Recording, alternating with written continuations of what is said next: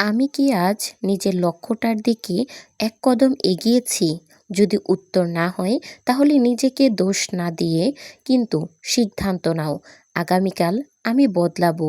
তোমার ভাবনা পরিষ্কার করো। তুমি কি চাও, কেন চাও, আর তার জন্য তুমি কি ত্যাগ করতে রাজি? এই প্রশ্নগুলোর উত্তর যদি তোমার জানা থাকে, তাহলে পথ নিজেই ধীরে ধীরে খুঁজে পাবে। হয়তো সময় লাগবে, হয়তো অনেকবার পড়ে যেতে হবে, কিন্তু তুমি হারবে না। জীবনে এমন সময় আসবে যখন মনে হবে আর পারছো না। ঠিক তখনই মনে রেখো, এই মুহূর্তটাই তোমাকে আলাদা করবে ভিড় থেকে। কারণ বেশিরভাগ মানুষ এই জায়গায় এসে থেমে যায়। তুমি যদি এখন থেকেই আরেকটু ভালো করে এগোতে পারো, তাহলে তোমার জীবন অন্যদিকে মোড় ঘুরিয়ে নিবে। তুমি যেদিন নিজের ভাবনাকে নিয়ন্ত্রণ করতে শিখবে, সেদিন থেকেই জীবন তোমার নিয়ন্ত্রণে আসতে শুরু করবে। তখন আর পরিস্থিতি তোমাকে চালাতে পারবে না, তুমি পরিস্থিতিকে নিজেই চালাবে।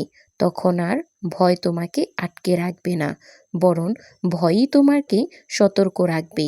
সবসময় মনে রেখো, তুমি যেভাবে নিজেকে দেখো, জীবন ঠিক সেভাবেই তোমাকে দেখাবে।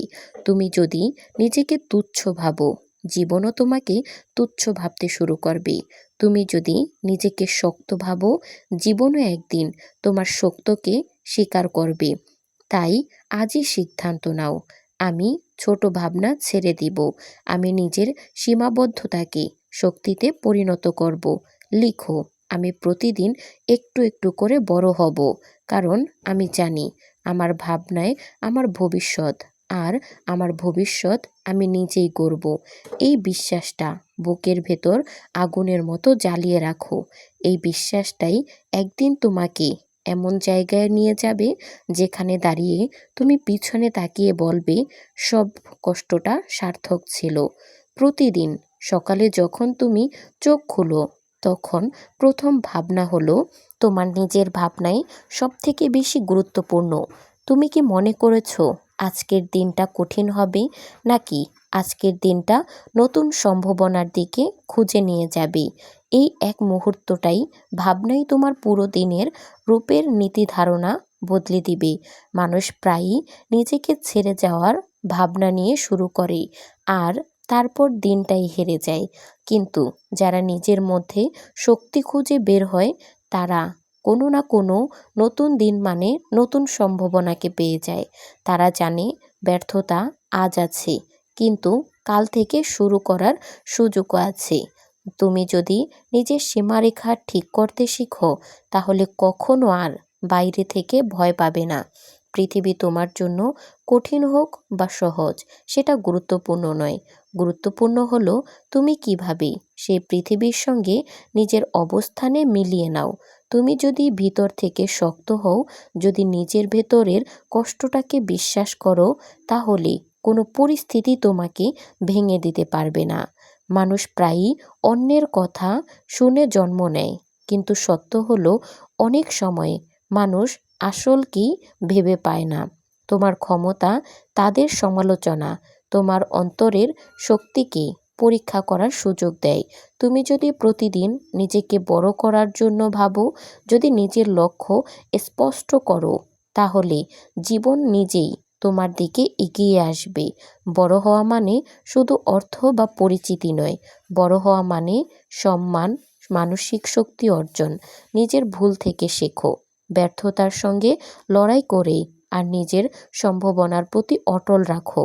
অনেক মানুষ সাফল্য দেখে অবাক হবে, কিন্তু তারা সাফল্যের পিছনে রাতের হারানো ঘুমকে কখনো অনুভব করতে পারবে না। কষ্ট সহ্য করা, নিজের ভেতরের ভয়কে জয় করে এগিয়ে যাও। প্রতিটি মানুষের সামনের চ্যালেঞ্জ আসে, কেউ ধৈর্য ধরে এগোয়, আবার কেউ ভেঙে পড়ে, কিন্তু পার্থক্য শুধু মানসিকতায়।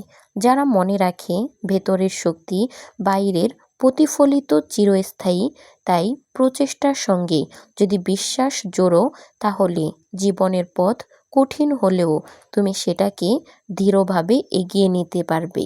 ভেতরে ভেতরে যে আগুন জ্বলে সেটাই তোমাকে আলাদা করে। তুমি যদি নিজেকে ছোট ভাবো তাহলে জীবনও তোমাকে ছোট ভাবতে শুরু করবে। তুমি যদি নিজেকে শক্তিশালী ভাবো তাহলে জীবনও তোমাকে শক্তিশালী হিসেবে স্বীকৃতি করবে। সেই আগুন কখনো নিভাতে পারে না। তুমি যদি বিশ্বাস রাখো, শিখতে পারো, তুমি যদি নিজের সম্ভাবনাকে বিশ্বাস করো, যদি জানো তুমি প্রয়োজনে নিজেকে তৈরি করতে পারো, তাহলে যে বাধা এসেছে তা শুধু তোমার পরীক্ষা করার জন্য। একজন মানুষ নিজের জীবনের অনেক সময় হেরে যায় কারণ সে নিজের আগেই নিজেকেই হারিয়ে ফেলেছে। কিন্তু যারা মনে মনে জিততে শেখে তারাই তো প্রতিটি ব্যর্থতা শুধু নতুন শেখার সুযোগ পায়।